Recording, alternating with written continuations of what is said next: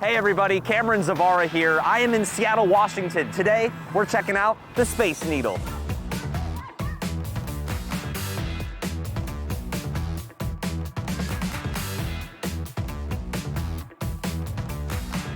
In 1959, Edward E. Carlson, an executive at the Seattle Hotel and chief organizer of the 1962 World's Fair, was inspired while on a trip to Germany.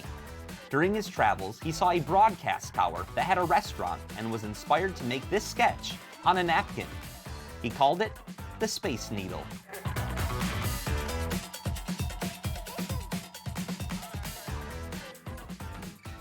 A fire station used to be located on the land behind me here. However, in 1961, this land was purchased for $75,000. And 13 months later, the Space Needle was ready to go for opening day at the 1962 World's Fair. The Space Needle stands 605 feet tall and is built on a solid foundation. The concrete beneath my feet goes 30 feet deep into the ground. It spans 120 foot across and took 467 cement trucks just to fill it all in. In fact, this concrete weighs as much as the Space Needle itself. After 8 months of construction, the Space Needle was finally complete in December 1961. The Space Needle opened during the World's Fair on April 21, 1962, where it saw 2.65 million visitors, including celebrities like Elvis Presley, Prince Philip of Great Britain, John Glenn, Neil Armstrong, Lyndon Johnson, Walt Disney, and many more. Since opening day, the Space Needle has seen many changes and renovations. A radio station was built on the tower once the World Fair was complete. In 1982, an event space called Skyline was added for people to host receptions, weddings, and meetings.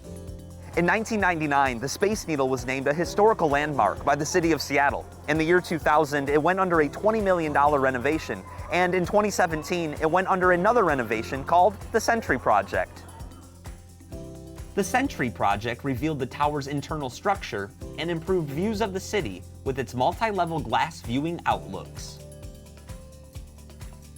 I gotta tell you, seeing Seattle from the ground is pretty neat, but it's a whole new perspective looking out at the top of the Space Needle.